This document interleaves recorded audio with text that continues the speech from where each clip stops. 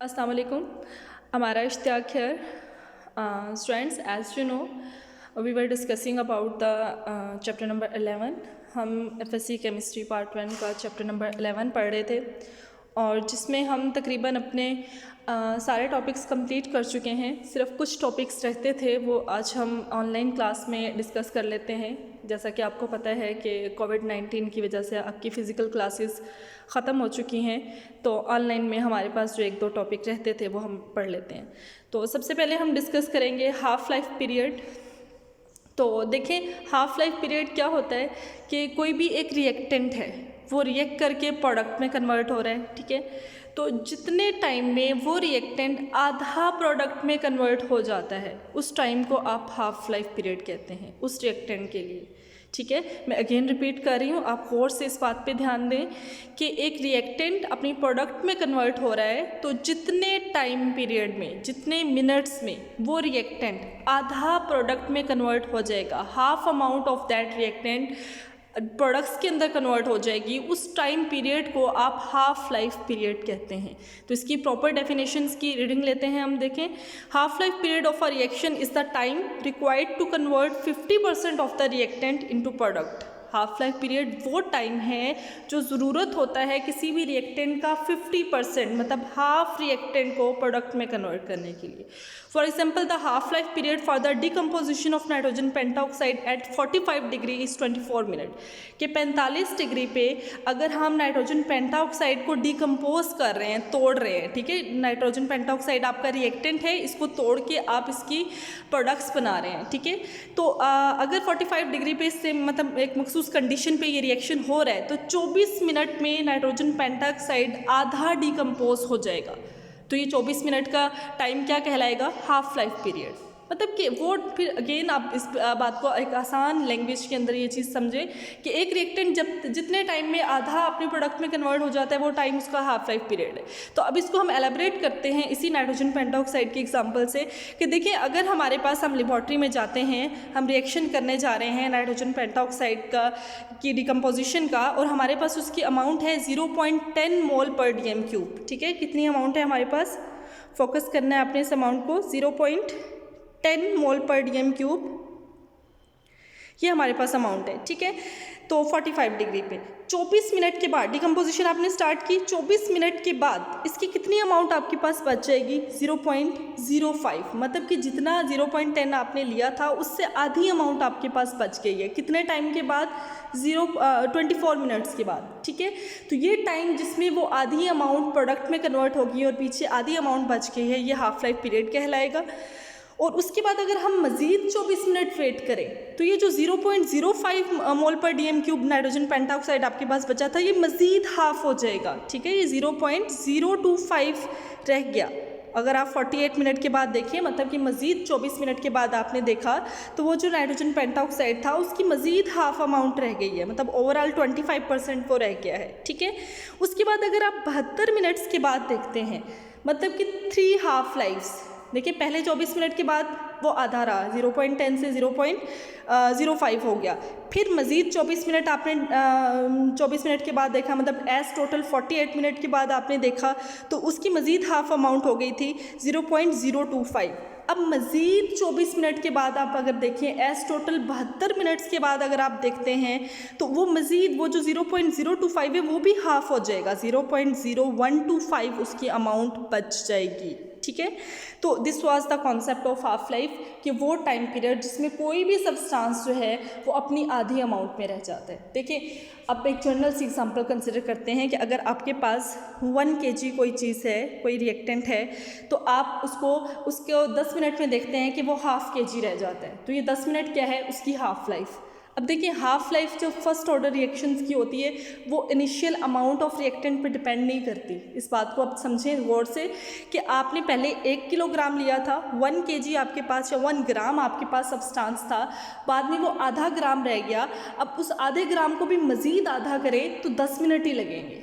देखिए, 1 ग्राम को हाफ ग्राम में चेंज करने में भी आपके पास 10 मिनट लगे, उस हाफ ग्राम को मज़ीद हाफ करने में भी 10 मिनट लगेंगे, उस हाफ को मज़ीद हाफ करने में भी आपको 10 मिनट ही लगेंगे। हाफ लाइफ चेंज नहीं होती है। बेशक अमाउंट कम हो जाए, पहले 1 किलो थी, फिर आधा किलो रह गया, फिर उसके बाद आपके पास मज़ीद उससे आधा रह गया, तो आप जितनी भी अमाउंट बेशक कम हो जाए लेकिन उस अमाउंट को भी हाफ होने में उतना ही टाइम लगेगा। हाफ लाइफ जो है वो फर्स्ट ऑर्डर रिएक्शंस के लिए कांस्टेंट होती है। रिमेंबर मैं बीच में एक वर्ड बोल रही हूँ फर्स्ट ऑर्डर रिएक्शन के लिए, और आपको पता है फर्स्ट ऑर्डर रिएक्शन क्या होते हैं, जिसमें एक ही मॉलिक्यूल रिएक्टेंट्स के अंदर हिस्सा ले रहा होता है। ये चीज़ तो हम फिजिकल क्लास में डिस्कस कर चुके हैं। तो हम नेक्स्ट देखते हैं एक और एग्जांपल हाफ लाइफ पीरियड की, that is the half life period of uranium. ठीक है, यूरेनियम एक एलिमेंट है और आपको पता है कि एक ऐसा एलिमेंट है इसमें से शुआएँ निकलती हैं। ठीक है, ये एक रेडियो एक्टिव एलिमेंट है, शुआएँ निकलती हैं तो इसका मैस कम होता रहता है। अब ये मेरा आपसे क्वेश्चन होता कि अब मैस इसका कम हो रहा है तो कितना टाइम इसका हाफ लाइफ कहलाएगा। ज़ाहिर है जितने टाइम में उसका आधा मैस रह जाएगा वो उसका हाफ लाइफ पीरियड है। लाइक आपने यूरेनियम रखा, 1 किलो यूरेनियम रखा, ठीक है, देखिए मैंने पहली अमाउंट यहाँ पे लिखी हुई है 1 kg of uranium. 1 kg of uranium आपके पास पड़ा हुआ है, उसमें से शुआएँ निकल रही हैं, उसका मैस कम हो रहा है। जितने से टाइम में उसका मैस हाफ kg 0.5 kg रह जाएगा, वो टाइम पीरियड आपके पास है 7-10 मिलियन ईयर्स।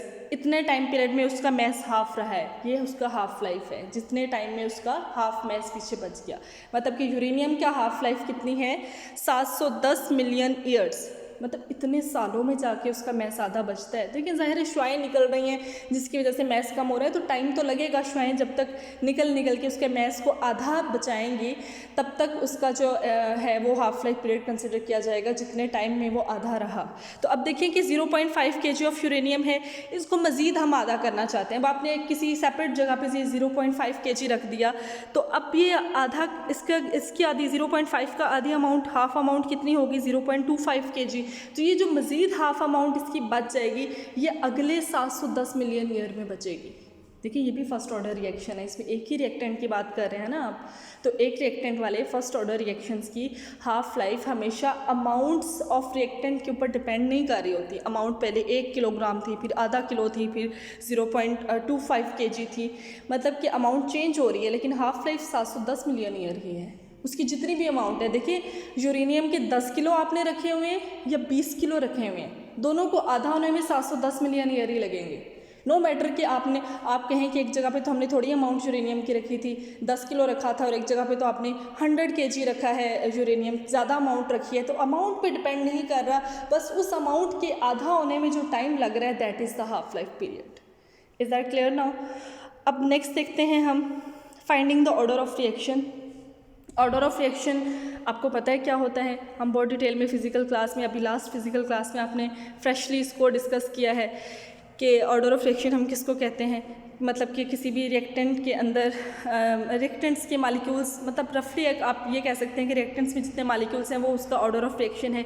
लेकिन अगर प्रॉपर्ली आप डिफाइन करें तो एक रेट लॉ में मौजूद रिएक्टेंट्स के एक्सपोनेंट्स के सम को आप ऑर्डर ऑफ रिएक्शन कह रहे होते हैं। इसको डिनोट करते हैं हम n से, ठीक है। तो हाफ लाइफ मेथड से, अभी हमारा ये पहला मेथड है हाफ लाइफ मेथड, इससे आपने ऑर्डर ऑफ रिएक्शन को डिटरमिन करना है, ठीक है, निकालना है। तो अभी देखें कि as mentioned earlier, half life of a reaction is inversely proportional to the initial concentration of reactant raised to power 1 less than the order of reaction.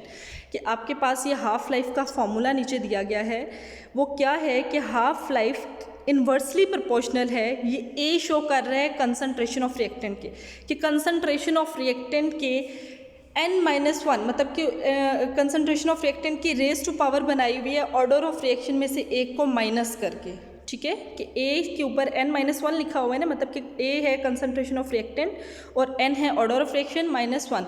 ये एक फॉर्मूला है हाफ लाइफ का, ये आपने याद रखना है, ठीक है, कि टी हाफ, अच्छा टी हाफ टाइम पीरियड को शो कर रहा है, ये हाफ लाइफ को शो कर रही है ये वाली क्वांटिटी टी हाफ, ठीक है। टी हाफ जो है वो इन्वर्सली प्रोपोर्शनल है 1/a n-1 उसकी रेज टू पावर है, मतलब कि n-1 ऑर्डर ऑफ रिएक्शन में से 1 आपने माइनस कर देना है।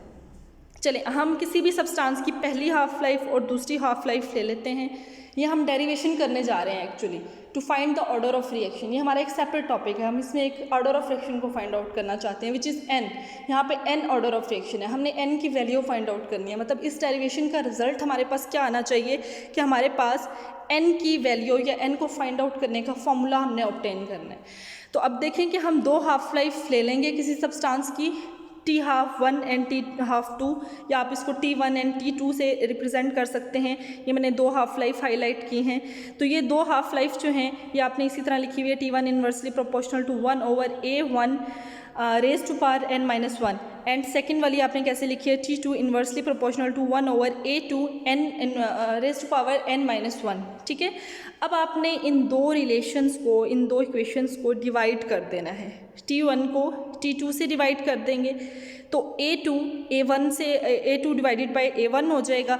देखिए पावर A1 और A2 के ऊपर, दोनों के ऊपर n-1 है तो वो ऊपर ऐसे ही आ जाएगी। अब ये डेरिवेशंस आप इतनी दफ़ा केमिस्ट्री में कर चुके हैं कि मुझे बताने की ज़रूरत नहीं है कि ऊपर प्रोपोर्शनैलिटी का साइन नीचे इक्वल के साइन में कैसे चेंज हो गया। डेफिनेटली दोनों साइड्स पे आपने कांस्टेंट लगाए होंगे, तो आप कहेंगे यहाँ पे आपको कांस्टेंट नज़र नहीं आ रहा है, तो वो क्या हुआ कि कांस्टेंट आपने ऊपर वाले रिलेशन में भी लगाया होगा, नीचे वाले में भी लगाया होगा, जिससे आप डिवाइड कर रहे हैं। लाइक अगर आपने के लगाया है यहाँ पे तो वो दोनों कांस्टेंट आपस में जो है वो कैंसिल आउट हो गए होंगे। कि लाइक अगर आपने एक कांस्टेंट ऊपर लगाया कि एक नीचे लगाया तो वो आपस में कैंसिल आउट हो गए। ठीक है, तो इस वजह से यहाँ पे कांस्टेंट अपेयर नहीं हुए हैं। तो नेक्स्ट देखते हैं कि हमने दो रिलेशंस को डिवाइड तो कर लिया था, T1/T2 और दूसरी साइड पे A2/A1, और ऊपर आपने होल की पावर n-1 लगाई है क्योंकि दोनों के ऊपर ही कॉमन पावर थी, n-1 थी। अब आपने दोनों साइडों पे लॉग लेना है, लॉगरिथम अप्लाई करना है। ठीक है, आपने T1/T2 का भी लॉग ले लिया एक साइड पे, ठीक है, और दूसरी वाली फिगर जो थी A2/A1 और इसके ऊपर पावर थी n-1 की, उसका भी लॉग लिया है। लेकिन ये मैं आपको फिजिकल क्लासेस में भी बहुत अच्छे से समझा चुकी हूँ कि पावर का लॉग आप नहीं लेते, उसको सेपरेट करके साइड पे लिख लेते हैं। तो देखिए n-1 को हमने अलग से लिखा और फिर जस्ट A2/A1 की का लॉगरिथम लिया है। ठीक है, तो ये लॉग ले लिया आपने, क्लियर हो गई यहाँ तक डेरिवेशन।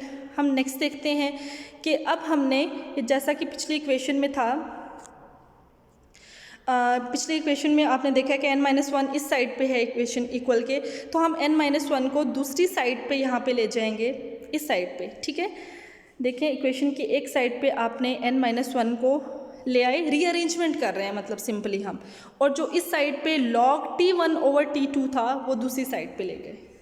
ठीक है, तो या आप इसको एक और तरह से रीअरेंज करें तो n-1 को देखिए, अगर इसी साइड पे रहने दें जहाँ पे वो है, n-1 इसी साइड पे रहे, जस्ट log A2/A1 को दूसरी साइड पे ले जाएं तो फाइनल रिजल्ट वही आएगा जो हमारे पास आगे आया हुआ है कि log A2-A1 जो है उसको आप यहाँ पे ये मल्टीप्लाई हो रहा है तो दूसरी साइड पे ले जाके आप उसको डिवीजन के अंदर लिख देंगे। ठीक है, तो इस तरह से ये एक रीअरेंजमेंट हो गई है। अब आपने क्या करना है कि जो n-1 है इसका -1 इस साइड पे तो -1 था, आप इसको दूसरी साइड पे ले जाएं तो ये +1 हो जाएगा, तो 1 +1। ठीक है, आगे log T1/T2 divided by log A2/A1, ये आपके पास रीअरेंजमेंट से एक फाइनल इक्वेशन बनी है। देखें मैंने स्टार्ट में आपको बताया था कि इस डेरिवेशन को करने का मकसद क्या था हमारा, हमने क्या फाइंड आउट करना था, ऑर्डर ऑफ रिएक्शन। हमारे टॉपिक का नाम भी यही है कि finding the order of reaction. ठीक है, तो अभी देखिए कि ऑर्डर ऑफ रिएक्शन का फॉर्मूला बन गया। आपको लग रहा है क्या कि n की वैल्यू का फॉर्मूला आपने ड्राइव कर लिया, n = 1 + log T1/T2 divided by log A2/A1। तो ये n ऑर्डर ऑफ रिएक्शन को सिंबलाइज कर रहा है, तो ऑर्डर ऑफ रिएक्शन को फाइंड आउट करने का फॉर्मूला यहाँ पे आपने डिराइव कर लिया। ठीक है, ये तो एक मेथड हो गया ऑर्डर ऑफ रिएक्शन को फाइंड आउट करने का, जो कि हाफ लाइफ मेथड था। अभी नेक्स्ट हम पढ़ते हैं मेथड ऑफ लार्ज एक्सेस। अब इसको आपने गौर से सुनना है। लार्ज एक्सेस का कानून तो आप बहुत दफ़ा सुन चुके हैं कि क्या होता है। मैंने आपको बहुत बार बताया कि जो चीज़ लार्ज एक्सेस में होती है वो चीज़ कांस्टेंट होती है। ठीक है, जैसे मैंने आपको बताया था कि जो चीज़ बहुत ज़्यादा क्वांटिटी में है उसमें अगर थोड़ी बहुत आप चेंजिंग करते हैं तो वो चेंजिंग फील नहीं होती, दैट इज़ वाई हम कहते हैं कि वो कांस्टेंट है। जैसे मैंने आपको बताया कि एक जग में आपने थोड़ा सा पानी रखा हुआ है, उसमें आप 1 गिलास पानी और ऐड कर दो, आपको डिफरेंस फील होगा? डेफिनेटली होगा, आपको लगेगा कि पानी ज़्यादा हो गया। अब आप जाए, यहाँ आपके कॉलेज के पीछे एक नहर बह रही होगी हाफिज़ वाला से के साथ, आप वहाँ पे जाएं, वो पूरी नहर है फ्लडेड विद वाटर। ठीक है, मतलब उसमें ढेर सारा लार्ज एक्सेस में पानी है, उसमें आप 1 गिलास पानी डालें, आपको लगा कि नहर का पानी अचानक से ज़्यादा हो गया? नहीं फील होगा, क्योंकि जो चीज़ ऑलरेडी लार्ज एक्सेस में है, बहुत ज़्यादा क्वांटिटी में है, उसमें आप थोड़ी सी क्वांटिटी मज़ीद किसी चीज़ की ऐड कर दें या एक गिलास पानी उस नहर से निकाल लें, you will not feel the difference, आपको कोई चेंज फील नहीं होगा। तो इस वजह से लार्ज एक्सेस वाली चीज़ तो होती है कॉन्स्टेंट, उस पर चेंज का असर नहीं हो रहा, ना वो कोई असर डाल रही है, उसकी ज़्यादा कम करने का कोई असर नहीं है। तो लार्ज एक्सेस वाली चीज़ को हमेशा केमिस्ट्री में हम कांस्टेंट कर देते हैं। अगर हम किसी रिएक्शन की बात कर रहे होते हैं और उस रिएक्शन में 2 रिएक्टेंट्स हैं, तो उनमें से एक रिएक्टेंट अगर ज़्यादा सारी क्वांटिटी में है, लार्ज एक्सेस में है, तो हम हमेशा उसको कांस्टेंट कर देते हैं। ये बातें हम बहुत बार क्लास में रिपीट कर चुके हैं। अभी उसी चीज़ को हम इम्प्लीमेंट करेंगे to find the order of reaction. देखिए, मैंने आपको जैसा कि बताया कि ऑर्डर ऑफ रिएक्शन क्या होता है, हमने डिस्कस किया था कि ऑर्डर ऑफ रिएक्शन होता है किसी भी रिएक्शन के अंदर मौजूद number of molecules of reactant. ठीक है, कि रिएक्टेंट के कितने मॉलिक्यूल हैं। अब मैंने फिर आपको ये भी बताया था कि रिएक्टेंट के सिर्फ वही मॉलिक्यूल हम कंसिडर करते हैं जो रिएक्शन रेट पे असर डाल रहे होते हैं। अब देखिए, अगर एक रिएक्शन है उसमें 2 रिएक्टेंट है, one is water and second is tertiary butyl bromide. ये एग्जाम्पल हम क्लास में कर चुके हैं। आप लोगों ने अगर याद की होगी तो आपके माइंड में भी फ़ौरन से क्लिक होगी ये एग्जांपल कि टर्शी ब्यूटाइल ब्रोमाइड, ये एक रिएक्टेंट है हमारा और दूसरा रिएक्टेंट है वाटर। देखिए, इसमें से लार्ज एक्सेस में कौन होगा? वाटर। हमेशा मैक्सिमम क्वांटिटी में आप वाटर ले रहे होते हैं, वाटर लार्ज एक्सेस में आप ले लेंगे और वाटर को कांस्टेंट कर देंगे। अब पीछे रिएक्शन के ऊपर कौन असर डालेगा? सिर्फ टर्शी ब्यूटाइल ब्रोमाइड। तो आप इस तरह से एक रिएक्टेंट को कांस्टेंट करके दूसरे रिएक्टेंट का उस रिएक्शन के रेट के ऊपर असर स्टडी कर लेते हैं। अगर उस रिएक्शन का रेट दूसरे रिएक्टेंट की क्वांटिटी बढ़ाने या कम करने से चेंज हो रहा है, तो मतलब वो रिएक्शन उस जो है वो रिएक्टेंट जो है उस रिएक्शन पे असर डाल रहा है, उसको आप ऑर्डर ऑफ रिएक्शन में कंसिडर कर सकते हो कि ये मॉलिक्यूल की मौजूदगी है। तो उसके ज़रिए से आप उसका ऑर्डर जो है डिटरमिन करेंगे। इस तरह से 1 बाय 1 आप एक को कांस्टेंट रखें, एक को लार्ज एक्सेस में करें, तो आप देख सकते हो कि कौन सा रिएक्टेंट जो है वो रिएक्शन रेट को चेंज करने में हिस्सा ले रहा है। देखिए, रिमेंबर, कुछ रिएक्टेंट्स ऐसे भी होते हैं जो लार्ज एक्सेस में नहीं होते, फिर भी रिएक्शन रेट पे अफेक्ट नहीं डाल रहे होते, उनको फिर हम अपने रेट प्ला में नहीं लिखते हैं। ये बातें मैं आपको क्लास में बहुत अच्छे से समझा चुकी हूँ। ठीक है, तो अब वो आप जो बात नहीं जो रिएक्टेंट आपके पास रिएक्शन के रेट के ऊपर अफेक्ट नहीं डाल रहा, आप उसको नहीं लिखोगे और देखोगे कैसे कि वो रिएक्टेंट रेट के ऊपर अफेक्ट डाल रहा है या नहीं। आप उसके साथ वाले मौजूद तमाम क्वांटिटीज़ को लार्ज एक्सेस में करके कांस्टेंट कर देंगे और वो जो एक रिएक्टेंट बच जाएगा जिसको आपने लार्ज एक्सेस में नहीं किया, उसको फिर आप स्टडी कर लोगे। अगर वो अफेक्ट डाल रहा हुआ रेट पे, तो वो ऑर्डर ऑफ रिएक्शन में 1 मॉलिक्यूल कंसिडर होगा, रेट ला में 1 मॉलिक्यूल लिखा जाएगा। अगर नहीं डाल रहा होगा तो नहीं लिखा जाएगा। अब रीडिंग लेके मैं आपको ये बात समझाती हूँ जो अभी तक मैंने आपका कंप्लीट कॉन्सेप्ट बताया। इसको आप एक दफ़ा लेक्चर को रिपीट करके सुन के आपने इस बात को 2-3 बार सुनना है गौर से कि मैंने क्या बातें बोली हैं, और उसके बाद हम इसको रीडिंग लेके समझते हैं कि मेथड ऑफ लार्ज एक्सेस क्या होता है। In this method one of the reactant is taken in a very small amount as compare to the rest of the reactants. सारे रिएक्टेंट ज़्यादा अमाउंट में होंगे, सिर्फ वन ऑफ द रिएक्टेंट आपने very small amount में ले लेना है। ठीक है, रेस्ट ऑफ द रिएक्टेंट ज़्यादा अमाउंट में होंगी। The active masses of the substances in large excess remain constant throughout. जो लार्ज एक्सेस में रिएक्टेंट है वो तो कांस्टेंट रहेंगे, क्योंकि लार्ज एक्सेस की चीज़ कांस्टेंट होती है। Thus that substance taken in small amount control the rate and order is noted with respect to that. जो स्मॉल अमाउंट में लिया है वो रिएक्शन के रेट को कंट्रोल करेगा। वो अफेक्ट कर रहा है या नहीं ये हम स्टडी कर लेंगे। अफेक्ट कर रहा हुआ तो ऑर्डर हम नोट कर लेंगे कि ये अफेक्ट डाल रहा है तो इसके लिहाज से ऑर्डर 1 है। अगर वो नहीं डाल रहा होगा तो उसको हम कंसिडर नहीं करेंगे, उसके लिहाज से ऑर्डर 0 हो जाएगा। ठीक है, इस तरह से 1 बाय 1 सारे रिएक्टेंट का हिस्सा मालूम कर लेंगे और फिर उसके ज़रिए से अब टोटल ऑर्डर ऑफ रिएक्शन मालूम कर लेंगे। The reason is that a small change in concentration of a substance taken in very small amount affect the value of rate more appreciably।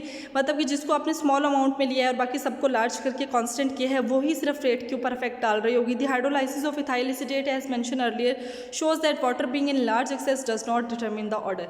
कि अगर आप इथाइल एसीटेट की हाइड्रोलाइसिस करते हैं, मतलब कि आपके पास 2 रिएक्टेंट होंगे, एक इथाइल एसीटेट और सेकंड क्या होगा, वाटर H2O।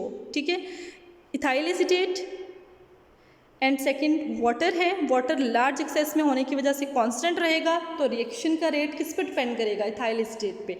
अब अगर ये रिएक्शन के रेट को इन्फ्लुएंस कर रहा है तो इसके लिहाज से हमारे रिएक्शन का रेट फर्स्ट ऑर्डर हो जाएगा। ठीक है, that was all about today's lecture. I hope you understand. आपकी जो भी क्यूरीज हैं, आपको जो भी समझ नहीं आएगा, आप अपने व्हाट्सएप ग्रुप्स में या मुझे पर्सनली मैसेज करके पूछ सकते हैं। इन टॉपिक्स को आप अपनी बुक से रीड आउट करेंगे और अच्छे से अंडरस्टैंड कर लेंगे। Thank you.